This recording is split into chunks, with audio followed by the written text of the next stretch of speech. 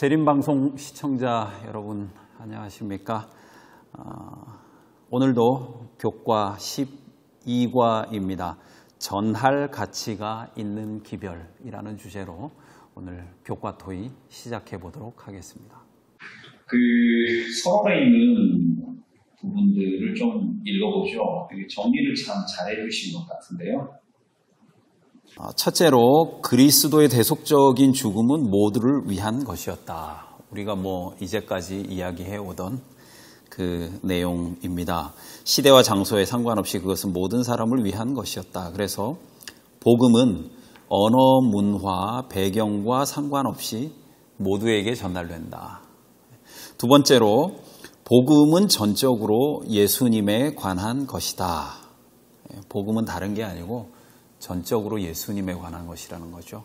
그러면서 이제 이 저자가 이렇게 이야기합니다. 요한계시록은 주인공이 예수님, 핵심도 예수님, 초림과 재림, 서론과 결론 모두 다 예수 그리스도에 관한 것이다 라고 이야기하는데요.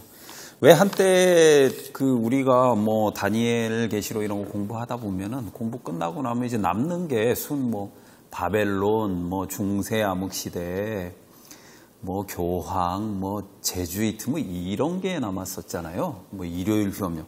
예수님은 온데간데 없이 사라지고, 그리고 실제로 계시록을 공부하는 목적이 예수에게 있다라고 생각하는 게 좀 어색했던 때가 있었는데, 그때는 왜 그랬던 건가요? 네, 저희 교단이 이제 출연할 때부터 임박한 재림, 또 역사적 종말의 그 기다림 속에서 시작되었기 때문에 우리가 성경 예언 해석에서 언제인지 그 시기에 대한 관심이 사실 높았던 것이 사실이었던 것 같고, 그래서 이후에도 아시는 것처럼 1844 이후에도 계속해서 시기를 반복해서 정하는 일들이 역사 속에 있었잖아요. 노아 홍수의 120년을 또 가산해가지고 또 이렇게 시기를 산정한다든지, 그렇게 해서 이제 그 내용들이 120년 이후에 1844 플러스 120이니까 1964년쯤 되겠네, 그렇죠? 그때쯤에 재림교회도 예수님의 재림이 120년간의 유예기간이 있으니까 예수님의 재림이 있을 것이라고 하는 입산파 운동이라든지 상당히 그 종말론적인 그 기대가 사실 재림교회 역사 안에서도 뚜렷하게 이렇게 작동돼 왔던 게 사실인 것 같아요.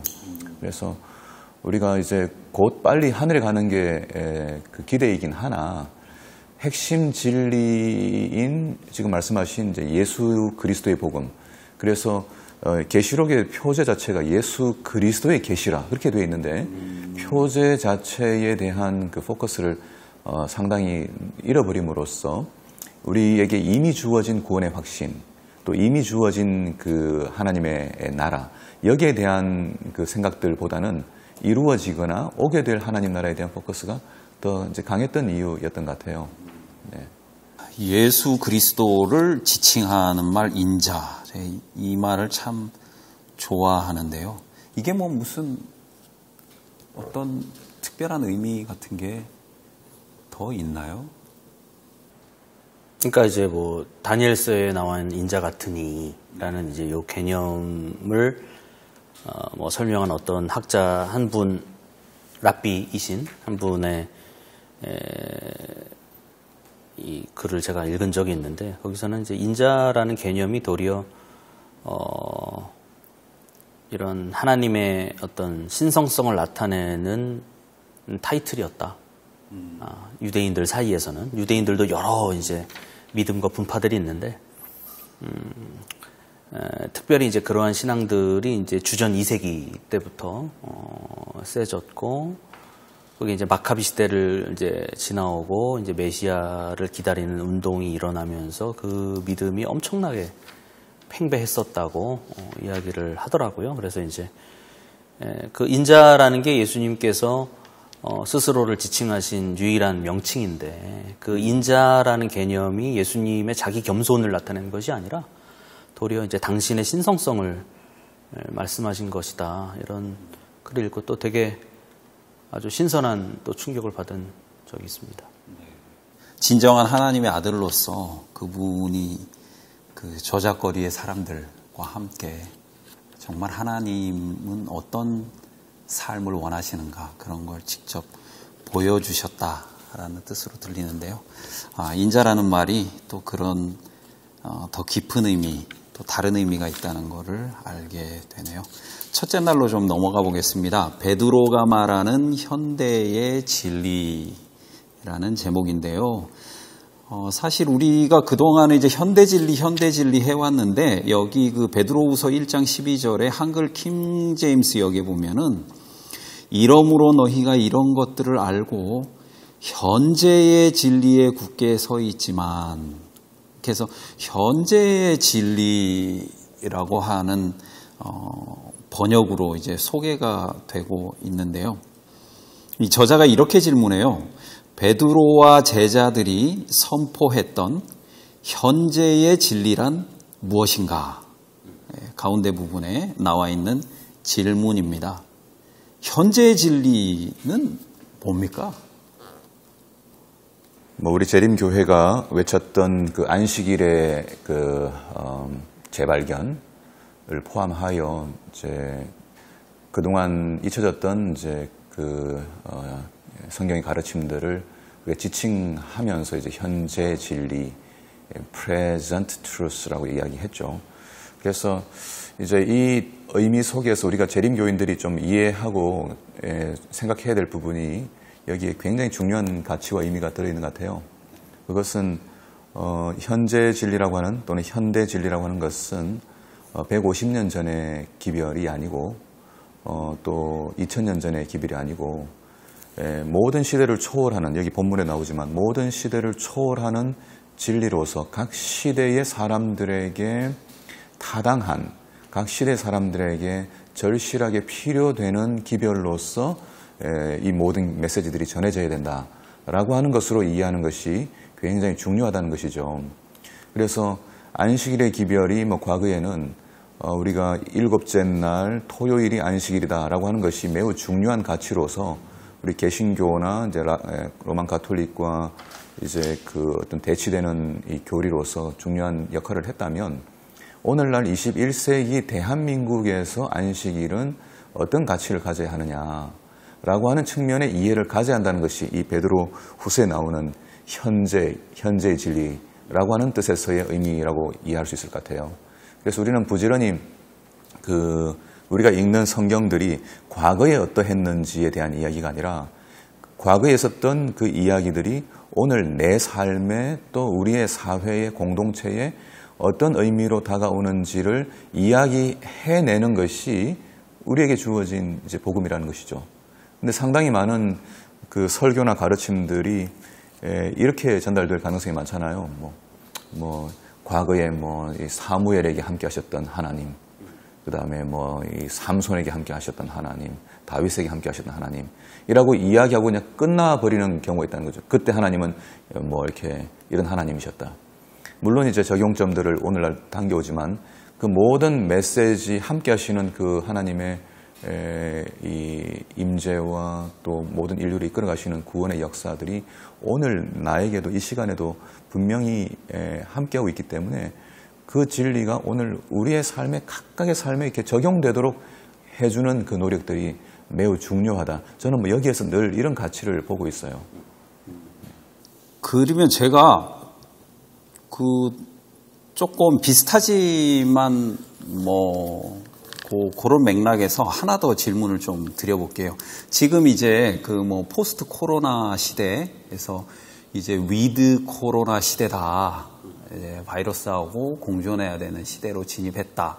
이렇게 하면서 이제 사람들이 그 전염병에 대한 공포가 극에 달하면서 신앙인들한테 어떻게 보면 좀 두 가지 관점이 있는 것 같아요. 첫째는 이제 종말이 가까웠다, 말세다, 이런 관점이 종교가 있거나 없거나 아니면 개신교거나 타종교이거나 간에 이 종말론에 대한 관점이 굉장히 강화된 것 같고요. 그 반대편에 수전 손택 같은 사람 책 읽어보니까 은유로서의 질병인가? 거기 보니까 되게 재미난 이야기를 하더라고요. 이런 전염병 때문에 종말에 대해서 사람들이 깊은 관심을 갖게 되면서 현실에 대한 생각이 이제 멀어진다는 거죠, 자꾸. 예. 우리가 이제 현실에 닥친 어떤 문제를 극복하고 현재에 집중하지 못하게 한다라고 하는 거죠. 그런 종말론적인 관심이. 그래서 우리가 어떻게 하면 이 둘 사이에서 균형을 갖고 그러니까 위드 코로나 시대에 재림교인들은 어떤 균형된 시각을 가지고 신앙생활을 하고 또 사회생활을 하는 게 좋을까요?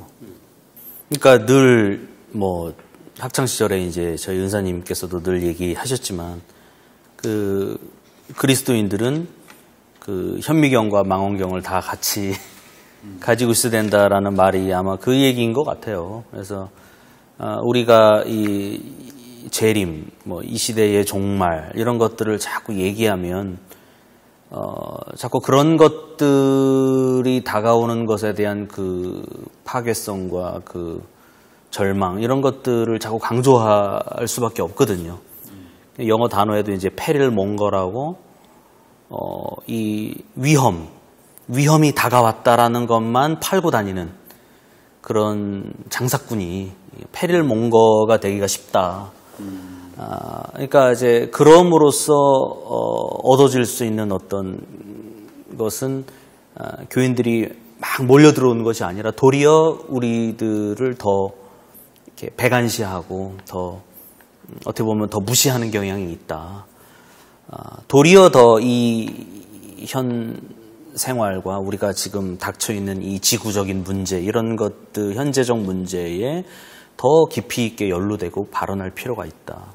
뭐 이런 얘기를 예전에 들은 적이 있는데 그 두 가지의 긴장이 있겠지만 그 두 가지를 잘 균형을 잡으면서 그래도 나가야 되지 않을까 생각이 듭니다. 네, 저도 뭐 굉장히 좋은 그 생각들을 제가 또 다시 하게 되는데요. 이렇게 한쪽에 극단적 이제 위험성과 그다음에 시기적 긴박성만 계속 강조하면서 현실을 무시하게 하는 이제 태도들이 자연스럽게 이제 따라오잖아요. 뭐 학교를 안 가게 된다든지 직장을 그만둔다든지 최근에 들었던 제 얘기도 하나 뭐냐면은 어떤 처녀한테 결혼하지 말라는 거예요. 이렇게 어려운 시기인데 아이를 낳고 결혼하게 되면 어떻게 되냐라고 하는 이야기를 구체적으로 하는 분이 또 계시거든요. 그래서 제가 이제 우리 한국 역사에서 가장 극단적이었던 아주 굉장히 긴박했고 어려웠던 시기가 언제였을까? 그건 아마 일제시대였을 거예요. 일제 말엽에 대동아 전쟁 터지면서 교회가 해산되고 1942년쯤 될 거예요. 해산되고 그 다음에 이제 공적인 예배를 드릴 수가 없고 그럼 다 수감돼 나가거든요. 우리 지도자들 다 뭐 서대문 형무소로 다 수감돼 들어가고 이런 상황에서 교회는 어떻게 했느냐? 그때 이제 공적인 그 예배 행사라든지 그 다음에 이 목회자들의 활동은 뭐 이렇게 있을 수가 없기 때문에 다 숨었어요. 근데 저희 아버님 선친의 이제 그 자서전을 조금 정리 이렇게 하면서 보니까 이제 첫 그 사역지였던 평안남도 순안 이 장멜이라고 하는 곳에 장멜이 교회가 있었는데 거기에 들어가시자마자 그 겨울 지나고 바로 이제 교회가 해산된 거예요. 그래서 어떻게 하냐. 그래서 이제 장멜이 그 중앙에 있는 어떤 강 집사님이라는 집사님 댁에 가정집에서 이제 예배를 드리기로 하고 비밀리에 안식일에 사람들이 모이기 시작하는 거죠. 그리고 한 사람 이제 망을 보게 하고 뭐 그때 이제 어느 때는 외경이 이제 들어온다는 소문을 듣고 흩어져서 막 도망다니기도 하고 이렇게 하면서 또 밭으로 가서 일하는 동안에도 사람들이 광주리에다가 성경을 이제 이고 가서 밭에서 일하는 것으로 보이면서 같이 또 예배를 드리고 그러니까 이 종말의 이 일제의 그 패망은 곧 뭐 하나님 나라의 도래와 같은 형태로 이제 그 기대하고 있는 그런 상황이거든요. 그때에도 이분들이 이 열성을 가지고 예배를 지속했을 뿐만 아니라 저희 아버님의 일기에 의하면은 한 10여 명이 침례를 받았어요. 그때 전도를 해가지고 그때 전도를 해서 한 10여 명이 침례를 받는데 정식 목회자들을 초청할 수 없으니까 옆 다른 교회에 있는 장로님 한 분을 초청해서 침례를 베풀었다 이렇게 나와요. 그래서 저는 이제 이런 내용들이 오늘 이제 코로나 상황 같은 우리 굉장히 어려운 시기에도 여전히 적용될 수 있지 않는가. 다시 말해, 상당히 많은 분들이 그럼에도 불구하고 예배를 드려야 된다 이렇게 얘기하지만 여기서 이제 현재 진리와 함께 좀 생각해 볼 수 있는 것은 좀 다른 방법으로 우리가 얼마든지 예배를 드리거나 우리 신앙을 고양시키는 일들이 가능하다. 그러니까 그런 일들에 상당히 현재적인 방법의 최첨단적 기술과 또 형태를 가지고 우리 신앙을 계속 유지해 나갈 수 있는 것. 이런 것들도 생각해 볼 수 있지 않을까 생각이 들어요. 꽤 오래된 이야기일 텐데도 여전한 여운이 남는 좋은 이야기. 그러니까 긴박한 상황 속에 있었지만 여전히 희망을 가지고 예배를 드리던 사람들이 재림교회였고 과거의 모습이었다면 오늘 이제 이런 상황 속에서 그냥 우왕좌왕할 것이 아니라 우리 안에 있는 진리를 가지고 여전히 평안을 유지하고 기쁨을 유지하고 우리의 삶의 중심을 잡고 있는 이것이 참 중요하겠다. 그래서 제가 얼른 떠오르는 지금 영화 장면 하나가 뭐냐면 상당히 오래됐는데 피아니스트라는 영화 기억나신지 모르겠어요. 한 가족이 아마 폴란드에 있던 유태인들이 아우슈비츠로 다 흩어지면서 이 스테이션 역에서 이제 남자는 남자 칸으로 여자는 여자 칸으로 아이는 아이 칸으로 다 흩어지기 전에 한 가족이 가졌던 마지막 순간이 저한테는 너무 인상적으로 기억에 남거든요. 그래서 이제 흩어지게 될 것을 직감한 아버지가 캐러멜을 팔고 있는 한 아이에게 캐러멜 가격을 물어보니까 터무니없이 비싼 거예요. 이제 난리통이니까. 그래서 아버지 주머니에 돈을 꺼내고 모자라는 걸 보고 또 아이들 식구들이 꺼내서 캐러멜 한 개를 사더라고요. 그러고 난 다음에 아버지의 주머니 칼을 가지고 식구들 수만큼 잘라서 하나씩 입에 넣어주는 성만찬 예식을 같은 걸 이제 하는 거죠. 그러니까 위급한 상황이지만은 그 속에서 여전히 그들이 유지했던 가족의 사랑, 믿음 이런 것들을 계속 유지해 나갔던 것 이런 것들이 오늘 좀 이 위험한 상황 속에서 균형으로서 좀 배울 수 있지 않을까 생각이 들었습니다. 네. 재림교회를 이제 저는 시간의 종교라고 얘기를 많이 하는데, 유대교나 그리스도교나 이슬람교를 흔히 우리가 체계 종교라고 얘기를 많이 하잖아요. 근데 왜 그러냐면 재림교회만큼 이렇게 시간을 중시하는 이런 교단이나 종교가 없는 것 같아요. 근데 그 이름에도 보면 제7일 안식일이라는 그런 시간이 있고 예수 재림이라는 그런 또 시간. 근데 그 시간이 저는 상당히 많은 것을 또 시사해 준다고 생각해요. 이 제7일 안식일이라는 그런 규칙적 시간, 규칙성의 시간, 그리고 어떻게 보면 우리 일상적 그런 평범함의 시간을 말한다면 예수 재림이라는 불규칙적인 시간, 단번의 시간.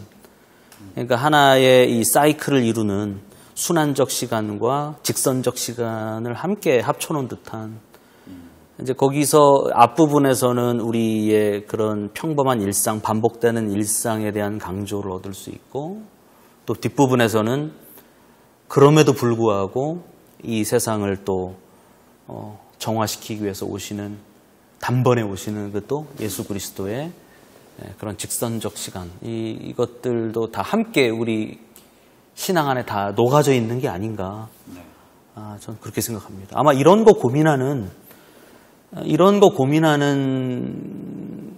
기독교인 별로 없을 거예요. 이런 긴장. 그래서 그러니까 나우와 낮 옛 사이의 그 긴장을 계속 고민하는 종교가 없을 것 같습니다. 이미와 아직 사이에. 그래서 저는 이제 최근에 정부가 이제 한국 정부가 이 코로나 상황 놓고 소위 이제 뉴딜, 코로나 뉴딜 이런 얘기를 하잖아요. 이제 어떻게 극복하고 더 이 위기를 기회로 만들 것이냐라고 얘기할 때 제가 들어보니까 3대 뉴딜 정책 이야기 하더라고요. 하나는 이제 그린 뉴딜, 이게 이제 환경적인 문제가 절대적인 문제니까 여기에 더 많은 투자를 해야겠다. 두 번째는 이제 디지털 뉴딜. 결국은 이제 언택트 시대이기 때문에 모든 그 IT 기반의 이제 기술력들이 여전히 면대면은 못하더라도 계속 네트워킹을 만들어갈 수 있도록 하는 것. 그다음에 세 번째 이야기하는 게 저한테 관심이 있었는데요. 세 번째가 사회적 뉴딜 이야기하더라고요. 그러니까 이제 여전히 이제 그 양극화 문제, 자본주의 사회에서 갖는 이 빈부 격차의 문제, 또 이 약자의 문제, 이 문제를 어떻게 해결할 것이냐가 이제 중요한 화두로 던져졌다. 자, 그러면은 이제 안식일 기별이라든지 재림 기별을 가지고 있는 이 세천사의 기별 오는 거 살피게 되는데, 세천사의 기별 가운데에서 이 현재의 문제들에 대하여 연관성을 갖도록 우리를 부르시는 기별은 없는가? 예, 우리 생각해 볼 수 있는 거죠. 그렇게 될 때만 우리의 메시지와 이제 신앙은 그 순간 이제 소위 오늘 보고 있는 지금 현재 진리가 되는 것 아닌가. 교회는 굉장히 바쁠 수밖에 없다는 거죠. 예, 뭐 핍박이 오든 뭐 일제가 망하든 코로나가 오든 우리는 이 속에서 해야 할 일과 할 수 있는 일들이 뭐 차고 넘치게 되는 것이 자연스러운 것이지, 보따리 싸가지고 어디 안전한 곳으로 숨어 들어가는 것이 우리 신앙의 핵심 본질이 아니다 라고 하는 게 베드로가 보여주는 태도가 아닐까 조심스럽게 생각해 봅니다. 네. 두 분 말씀 감사합니다. 저는 그 희망과 또 시간, 현재성, 그런 단어들이 제 마음속에 와 닿았는데요.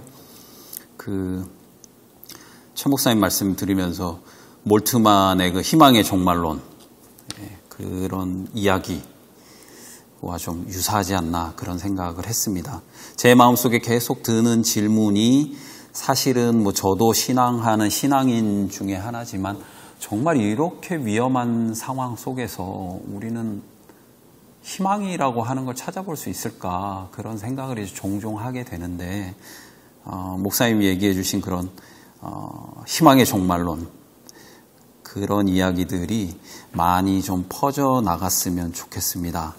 요게 그 화요일에 나오는 계시록에 나오는 종말의 기별 2와 연관이 있어요. 그래서 계시록 14장에 나오는 맨 밑에 문단인데요. 첫째 천사의 기별은 삶의 목적을 찾는 21세기의 인류에게 호소한다라고 이야기하고 있고요. 그것은 모든 사람을 용서하시는 하나님의 은혜의 복음을 제시한다라고 하고 있습니다. 그리고서 이제 우리에게 익숙한 이런 진술들이 쭉 나오고 있는데, 네 번째 줄에 뭐라고 얘기하고 있냐면, 그것은 언젠가 최종적인 심판을 통해서 모든 불의가 사라질 것이라고 언급한다 라고 얘기하고 있는데요. 이게 이제 목사님이 이야기하신 그 정의사회로의 추구, 그 다음에 이상사회로는 결국 이제 그 불평등이 최소화된 그런 정의로운 사회가 아닌가, 그런 생각이 드는데, 신앙인이 추구하는 그 의를 어떤 신학자가 정의로 번역한 걸 제가 본 적이 있어요. 그렇게 해도 괜찮은가요? 예, 우리가 재림 신앙이라고 하는 것을 이제 이 세상이 너무 불의하기 때문에, 너무나 부조리하고 불의하고 인간의 어떤 정치력이나 어떤 제도나 어떤 방법으로도 해결할 수 없기 때문에 궁극적으로 예수님께서 해결하시기 위하여 재림하실 것이다. 그러니 유일한 소망은 재림이다 라고 이제 갖는 우리 태도들이 좀 있잖아요. 그런데 어떤 분이 지적하셨어요. 우리 교단 내에 있는 어떤 한 분이, 재림 교인들이 뭐 예를 들어 불평등도 없고, 한번 제가 언급을 했던 적이 기억이 납니다. 불평등도 없고, 그 다음에 압제도 없고, 그 다음에 질병도 없고, 범죄도 없고, 전쟁도 없고, 이런 것이 없는 나라를 기다린다고 하면서 이 땅에 있는 이러한 문제들에 대하여 눈을 감는 것은 얼마나 부조리한 일인가. 결국 이제 그런 것들을 희망하는 사람들이라면 어디서부터 구현되어야 되냐면은 우리의 기관이라든지 교회, 적게는 교회 우리 직원회 같은 데서도 구현되어야 되는 거거든요. 예, 적게는 교회 직원에 일하는 방식에서도 뭐 한 사람이 뭐 이렇게 목소리를 크게 해가지고 뭐 내 뜻대로 가겠습니다. 라고 하게 되면 이거 뭐 아무리 뭐 재림을 소망으로 노래 부르고 뭐 안식일을 가지고 평등을 이야기하고 한들 실제 현장에서 전혀 이 실천되지 못하고 있는 거거든요. 그러니까 저는 뭐 이게 대단한 어떤 변화를 일으키는 노력들은 아니라 할지라도 우리가 갖고 있는 크고 적은 사회 공동체들, 뭐 저는 뭐 교회 기관에 있는 사람인데 교회 기관에 있는 회의들이라든지 행정 결정이라든지 이런 것들은 그런 모델들을 가져야 되는 거죠. 어떤 작은 사람의 목소리, 어떤 사람이라도 소외되지 않고 그 가치가 존중받도록 도와주는 일들. 이게 이제 행정이고 또 리더십이 돼야 되겠죠. 그러니까 이런 점에 있어서 뭐 재림교인들의 신앙이라고 하는 것은 뭐 저 멀리 있는 게 아니라 우리가 오늘 겪고 있는 만나는 뭐 대화, 일하는 방식, 협력하는 것, 이 모든 것에서 드러나야 되겠죠. 뭐 예를 들어 목사님들 관계도 마찬가지예요. 저는 이제 뭐 한 20년 이제 목회 넘어가는데 뭐 목회 현장도 우리 이제 삼육대학 출신의 이 신학과 출신의 목사님들이 쭉 같이 있다 보니까 뭐 일종의 보이지 않는 서열 같은 게 있잖아요. 있죠. 예. 그러니까 저도 목회 나가 보니까 줄을 세우더라고요. 뭐 목번 이야기하고 뭐 후배들이 목번 빠른 사람들이 이제 뭐 선배 노릇하고 뭐 안수받은 번호는 내가 더 빠르다. 시청자분 지금 모르실 분들 계시거든요. 목번이라고 얘기하면 옛날에 그런 얘기들 어른들 하셨어요? 학번은 들어봤어도 목번. 목회 먼저 나온 목번, 군번, 목번. 네. 그래가지고 이제 이런 것들이 교회 안에서 뭐 이렇게 은연중에라도 작동된다면 그건 뭐 재림신앙을 아무리 단상에서 외친다고 하더라도 그건 스스로 모순을 이야기하는 것이 아닌가. 네, 알겠습니다. 너무 적나라하게 얘기했나요? 아닙니다. 예, 사실은 그 일상생활에서 그 어떤 사소한 부조리 그런 것도 또 우리가 고민해 봐야 될 주제 같아요.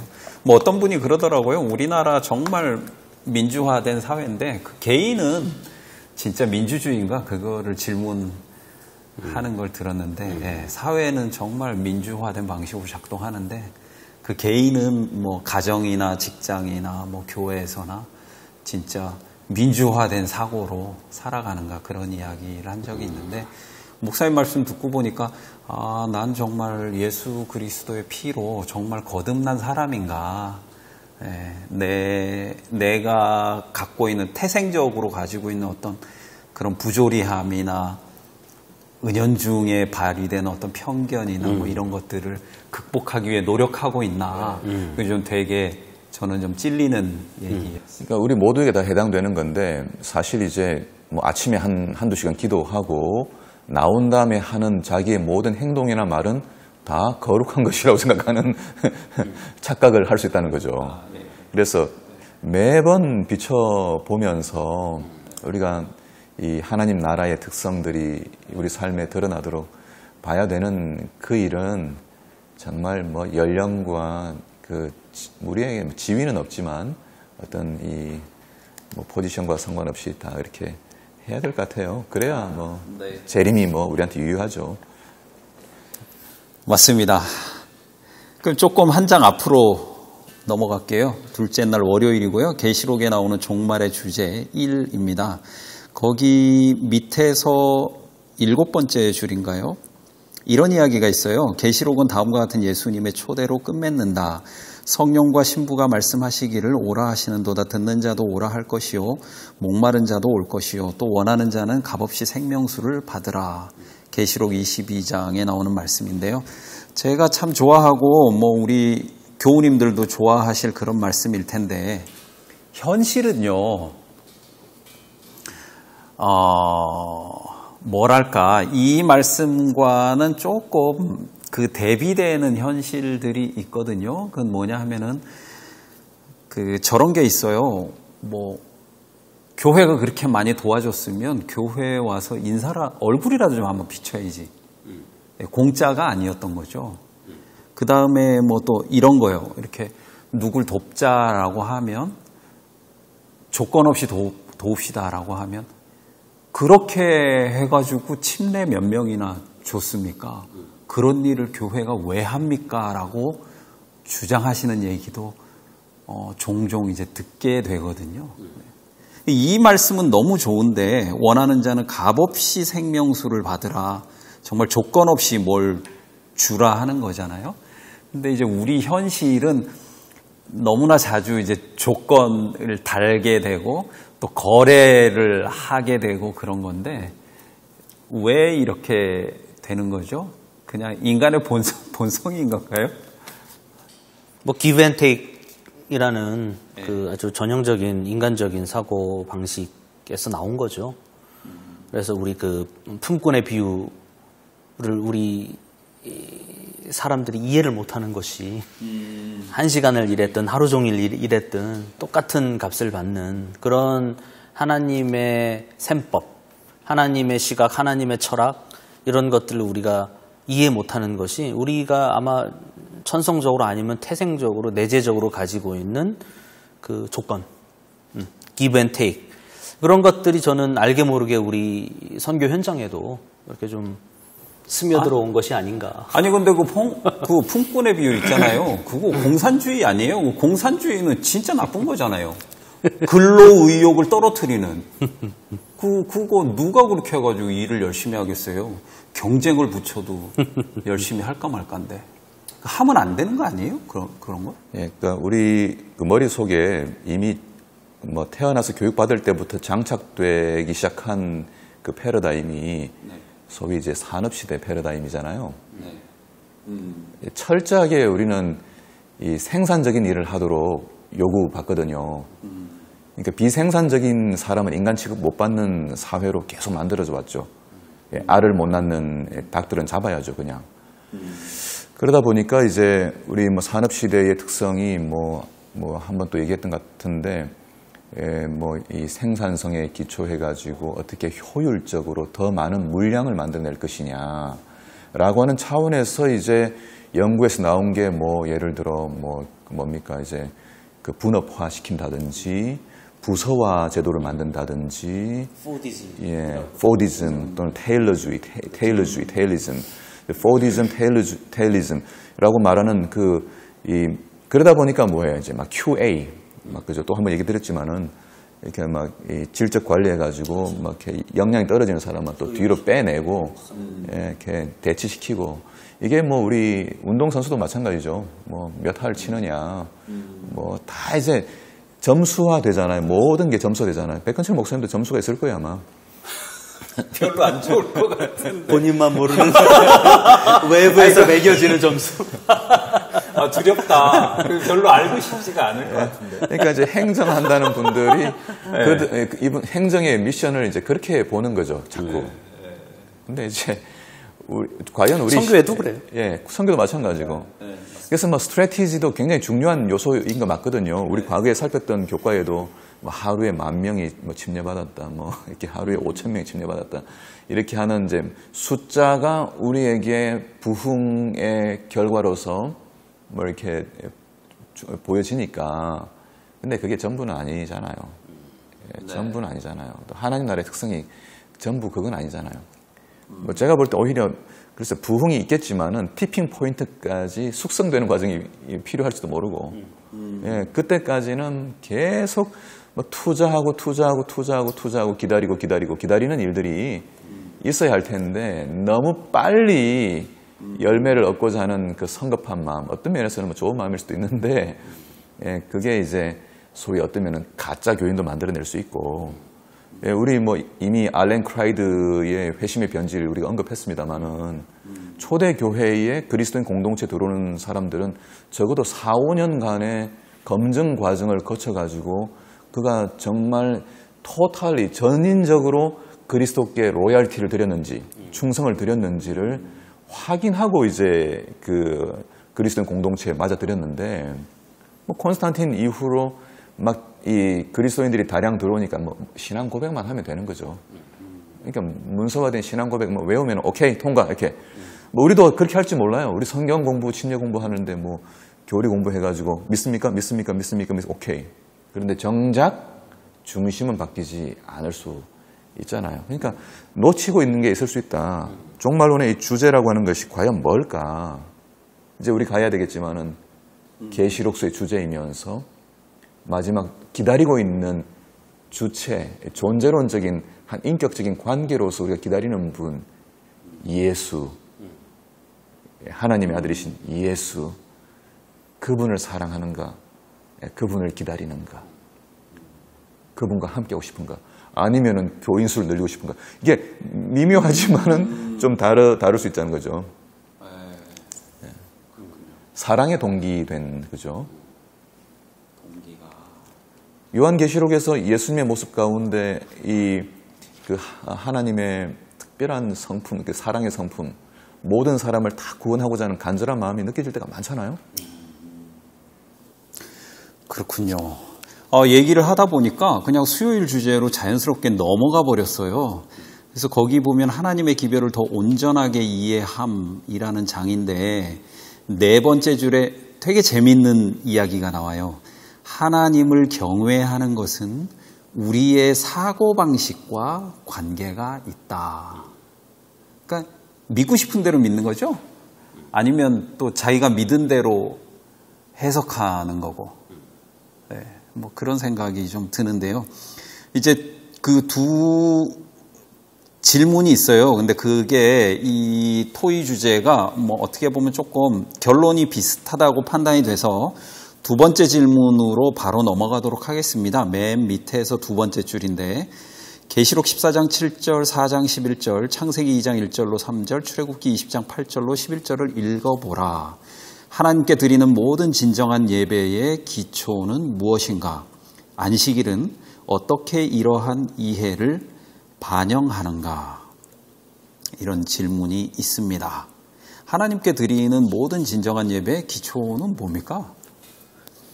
우리 뭐 대화 가운데 저는 계속해서 이제 주지하고 계속 한 줄을 이렇게 걸어놓고 있는 게 있는데, 그건 성경 전반이 이야기하고 있는 그 복음이라고 하는 것, 또는 예수님께서 이 땅에 오셔서 우리에게 주셨던 복음이라고 하는 것이 하나님의 나라와 하나님의 통치가 있으니 그분의 통치하에, 통치 안으로 들어오라고 하는 초청으로 저는 이해하거든요.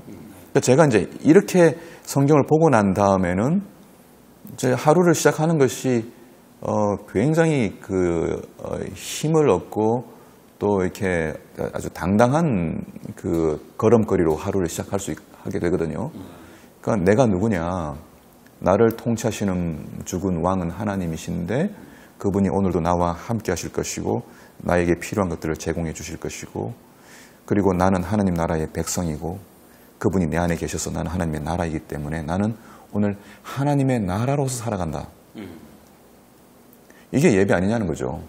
예배라고 하는 것이 우리가 이제 교회 와서 뭐 찬양을 하고 뭐 어떤 예배 형식을 갖는 것을 넘어서서 그 안에 있는 의미로서 내가 섬기는 분이 하나님입니다. 내가 섬기는 왕이 하나님입니다. 라고 하는 것을 표현하는 것이 찬양이고 기도고 설교의 메시지고 우리의 교제고 우리의 선교 활동, 봉사 활동들이 되는 거겠죠. 그러니까 계시록서의 첫 번째 천사의 기별, 하나님께 영광을 돌리라, 예배에 대한 메시지도 하나님 나라와 통치라는 메시지에서 보게 될 때 명확하게 보이는 것이고, 바벨론 우상 숭배하지 말고 바벨론에서 나오라고 하는 것도 하나님 통치가 아닌 반대된 모든 종류의 혼합된 통치로부터 나오라는 것이지, 이걸 뭐 그냥 단순히 교리적으로 일요일이다, 안식일이다라고 하는 것은 어쩌면 본질적인 것을 대치시키는 것일 수도 있다. 그건 너무 당연한 것이고, 그건 너무나 표면적이고 당연한 것인데, 근본적으로는 안식일 지키면서 얼마든지 하나님께 충성이나 예배를 드리지 않을 수도 있잖아요. 우리의 태도 가운데 얼마든지 뭐 안식일 예배 시간 속에 들어갔지만은 하나님의 주권과 그분의 통치 속에서 안녕을 누리고 즐거워하고 뭐 핍박과 어려움 또는 경제적인 어려움 여러 가지 문제들 속에서도 평안을 유지하면 하나님이 결국은 승리하실 것이라고 하는 그런 이제 확신들을 가져야 하는데, 그렇지 못하다면 안식일 시간 자체 지키는 것으로 우리 신앙에 무슨 유익과 의미가 있느냐, 이런 질문을 다시 또 해보는 것이죠. 영광을 돌리라. 예배를 드리라. 예. 저는 이 수요일 날 목사님 말씀 너무 동감을 하면서도 두 번째 단락에 보면 수많은 사람이 자신 외에 아무에게도 책임감을 느끼지 않는 도덕적 무책임의 시대인 오늘날에 심판의 때가 이르렀다는 이러한 기별은 우리로 하여금 각자의 행위에 대한 책임이 자신에게 있다는 사실을 상기신다.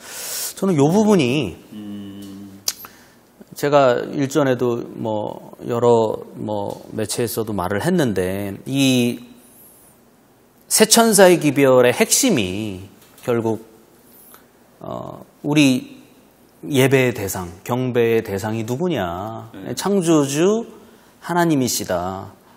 이거를 우리는 목사님 말씀하신 것처럼 자꾸 이 안식일로만 이렇게 자꾸 이야기하는데 저는 하늘과 땅과 바다와 물들의 근원을 만드신 이를 경배한다는 이 말이 뭐냐? 이거에 대한 우리의 도덕적 책임은 없냐? 저는 이 얘기를 계속 하고 싶거든요. 왜 우리 재림교회가 세천사의 기별 그렇게 오랫동안 외쳐왔음에도 왜 환경신학자가 한 명도 없을까? 우리 안에. 그러니까 하늘과 땅과 바다와 물들의 근원에 살고 있는 모든 생물들이 다 아파하고 있는데 이러한 현실을 목도하고 있고 그 현실에 나도 속해 있는데 나도 주체로서 속해 있고 요즘에 여러 가지 환경적인 문제 이런 것들로 모든 생태계가 신음을 하고 있는데 여기에는 우리는 다 귀를 막고 오로지 우리만 그냥 안온하게 안식일을 지키는 것이 하나님, 창조주 하나님을 경배하는 것인가. 이런 좀 근본적인 물음을 우리가 먼저 가져야 될 것 같다고 생각이 들어요. 너무 거창하게 환경신학이라고 말을 했지만 실은 환경에 대한 우리의 이해. 왜냐하면 이 환경이라는 것이 우리가 자연계라고 우리는 쓰지 않잖아요. 천연계라고 하잖아요. 이 천연계를 하나님이 만드셨고 우리와 함께 하나님의 그 신이 운행했던 곳인데 이 공간이 지금 피폐해지고 황폐화되고 있는데 우리가 이걸 어떻게 두고 있는가? 이거는 이제 생태신학과 함께 이제 그 공공신학까지 불러오는 되게 중요한 신학적 주제인데 우리는 너무 표면적으로만 우리 교리를 수호하는 차원에서만 이 성경절을 자꾸 보고 있는 게 아닌가 생각합니다. 그렇군요. 도덕적 무책임의 시대에 대한 심판. 목사님은 어떻게 한 말씀? 이게 저희 관심사이고, 저도 이제 우리 모두가 다 재림교회 2대, 3대 이렇게 세대들이잖아요. 그러면서 우리가 가졌던 신앙 속에서 의미를 아주 충만하게 찾고 싶은 것이고 갖고 싶은 그런 욕망으로 우리가 안식일도 바라보고 또 우리 가지고 있는 모든 이제 신앙들의 이제 이 신념들을 바라보고 있는데 지금 우리가 세천사의 기별 이야기할 때도 그냥 어떤 시간표적인 형태로만 본다는 거죠. 심판하실 때가 이르렀으니 이렇게 시간이 나왔기 때문에 우리가 첫째 천사의 기별은 1844년도에 외쳐졌다 이렇게 또 역사적으로 적용하는 부분도 있잖아요. 그런데 그렇게 볼 수 있는 틀도 있지만 그것도 어떤 사람이 본 거거든요.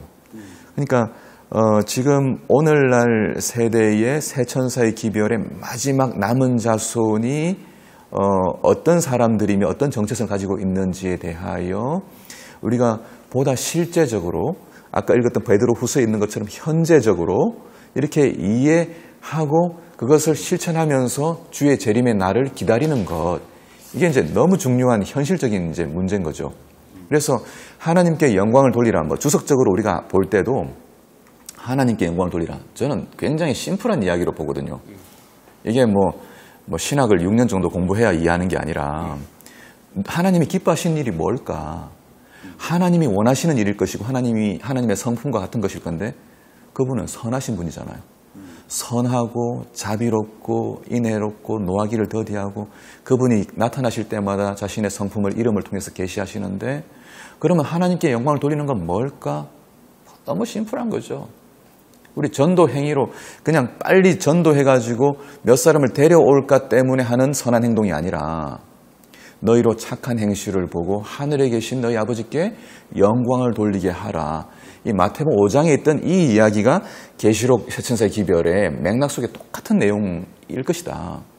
그러니까 재림교회가 이 한국 사회에서 또 미국 사회에서 우리 다 흩어져 있는 우리 청취자들이 있는 곳에서 이분들은 어떤 사람들인가? 정말 선한 사람들이다. 예, 많이 강조는 했죠. 우리 뭐 좋은 이웃 그러면은 자꾸 가톨릭 떠오르게 되는 경우들이 있는데 재림교회가 이 사회의 문제들에 대하여 더 깊이 아파하고 공감하면서 문제 해결을 위한 전문가들과 재정을 모으고 청년들을 준비시켜서 창업시키고 그 다음에 이제 그 세상의 문제들을 해결해 나가는 그죠 솔루션을 가지고 이렇게 나갈 수 있도록 교회가 지금 일하는 것 이게 우리의 정체성에 맞는 것이다. 헌금은 그런 데다가 쓰면 안 되는 거 아니에요? 헌금에 대한 의미도 네. 제가 청년들과 어떤 이야기를 해봤냐면 자 헌금을 왜 해야 하느냐 네. 이걸 이제 현재적으로 한번 얘기한 것 같습니다만 자꾸 이제 우리가 마지막으로 전도하는 데만 써야 되잖아 헌금을. 그러니까 전도라고 하는 게 뭐 전도에 하는 데만 써야 되느냐. 네, 전도에 하는 데만. 뭐 이미 이제 우리가 다 공감하고 있는 것처럼 네. 헌금의 의미도 자본주의 사회에서 소비할 능력을 갖지 못하는 사람들에게 우리 가지고 있는 여유를 가지고 유여함으로 그들에게 나눠줘서 그들도 이 세상에서 소비함으로 자기의 정체성을 확인하고 살아있도록 만들어주는 살았다 드디어 아빠로서 아이들에게 먹을 걸 못 사줬는데 나도 이분들의 도움으로 고등어 2마리와 연탄 2장 들고 오늘 밤을 넘길 수 있겠구나 라고 가도록 도와주는 것이 사마리아인 비유에 나오는 이야기의 예배의 핵심이며 신앙의 본질이라고 하는 걸 우리 다시 기억해야 될 것 같아요. 그러니까 이제 목사님 이제 상당히 이렇게 포괄적으로 얘기를 해주신 것 같고 이제 목사님이 주신 그 유도 신문에 이제 저희를 아마 시청자분들도 많이 아실 텐데 우리가 이 전도라는 개념과 이런 것도 우리 방금 전에 얘기했던 이 지금과 지금 당장 우리가 이 지상에서 해야 될 것과 이제 미래에 올 예수님을 준비하는 재림을 준비하는 요 두 가지 사이에 긴장이 있다 말씀하셨잖아요. 네. 그런 이제 긴장을 해결할 수 있는 아니면 그 긴장을 균형을 맞출 수 있는 그런 것 중에 하나도 저는 이런 헌금의 다양한 쓰임도 기여를 할 수 있지 않을까 생각이 또 듭니다.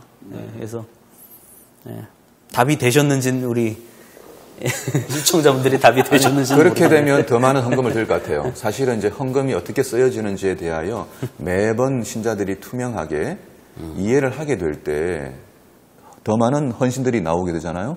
그래서 우리가 아는 몇 교회, 개신교회지만은 아시는 것처럼 그들은 절대 1년 예산 가운데 남기지 않고 모든 회계연도에 다 소진하는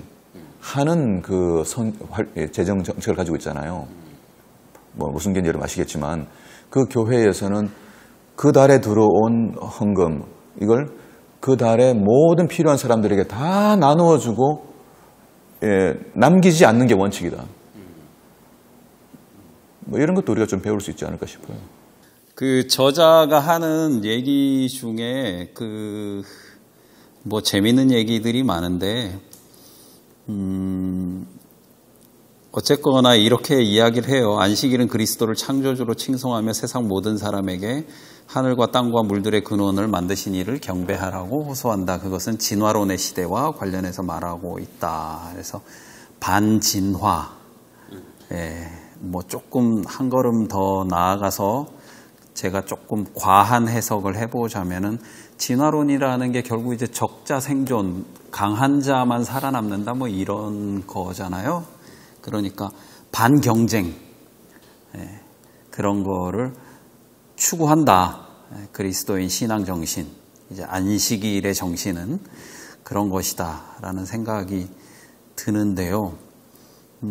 월터 브루그만이라는 신학자가 안식일은 저항이다라는 책을 내서 이제 한국 기독교 사회에서도 그 상당한 반향을 불러일으킨 적이 있는데 사실 이런 책이 우리 교단에서 먼저 나왔으면 하는 아쉬움이 있습니다. 시간 속의 지성소, 조슈아 헤셜의 책도 그렇고, 우리 신학자는 아니지만, 많이, 학창시절에 많이 읽었잖아요. 그래서, 이제, 그것도 우리가 안식일을 날짜에 언제냐에 너무 집중하지 않고, 안식일이 지니고 있는 그 모든 짐승의 생각을 버리고, 투쟁과 테니슨 경이 말했던 19에서 말했던 것처럼 피가 뚝뚝 떨어진 이빨로 상대를 물어뜯는 아주 앞발과 이빨이 피로 물들어 있는 그런 자연계에서 우리가 벗어나서 그런 환경에서 우리가 벗어나서 진정으로 서로 평등하고 위아래가 없는 그런 시간으로 진입하는 게 안식일이잖아요. 근데 이제 그런 개념을 어떻게 보면 우리가 제일 많이 이야기하고 많이 가르쳐야 되는데 좀 어떻게 좀 되게 등한이 된 것 같아요. 그래서 그 진화론을 배격한다. 안식일이 모든 무신론과 우상 숭배에 대한 카운터 펀치다. 전적으로 동의를 하죠. 그러니까 안식일을 지키는 일이 자본 독재 아니면 약탈적 자본주의 같은 것에서 인간으로서의 최소한의 존엄성을 보호하고 그 사람들이 정말 삶의 의미라고 할 수 있는 예수 그리스도를 마음껏 찾을 수 있는 그런 날, 그런 거를 무려 수천 년 전에 쉰다는 개념조차 없을 그때 아니면 태초부터 그렇게 인간에게 허락하셨다라고 하는 것 자체가 정말 대단한 일인 것 같습니다. 안식일의 우리 사회적 가치, 그렇죠? 어쩌면 그게 더 이제 우리가 많이 강조해야 되는데 적어도 일주일의 삶 가운데 하루는 하나님의 원리로 리셋되는 시간. 그래서 리셋하기 위해서 우리가 철저하게 고민하고 집중하는 예배, 교제, 그 다음에 선교 활동 이런 것들이 풍성한 날로서의 안식일 이렇게 우리가 만들어가면 좋겠다 생각이 듭니다. 최 목사님 이야기하신 안식일은 하나님의 원리로 리셋되는 시간이다라고 하는 이야기가 목요일 주제하고 좀 어느 정도 맥락이 비슷한 이야기인 것 같습니다. 나머지 내용들은 우리가 그동안 많이 배워오고 또 학습했던 그런 내용들이어서 따로 이야기를 나눠보진 않겠습니다. 금요일로 넘어가죠. 더 깊은 연구를 위해. 거기에 보면 교회에 보내는 권면 58쪽에 나오는 내용이 있어요. 첫 번째 문장을 읽어드릴게요. 하나님은 고대 이스라엘을 부르신 것처럼 오늘날 그분의 교회를 부르셔서 세상의 빛으로 서게 하셨다라고 했고요. 맨 마지막 문장은 이렇게 맞춰요.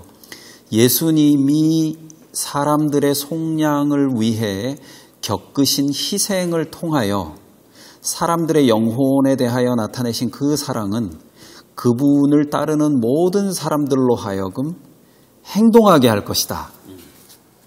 저는 이 말씀이 참 너무 좋은 것 같습니다. 저는 이제 여기 행동한다고 해가지고 막 그냥 움직이는 게 가장 큰 행동이냐.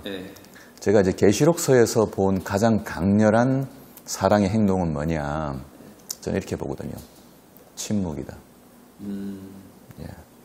그 내용이 이제 적어도 한 두 가지 레퍼런스를 통해서 이야기할 수 있는데 죽임을 당한 어린 양은 계시록서의 주인공임에도 불구하고 verbal로 말로 이야기한 경우는 하나도 없어요.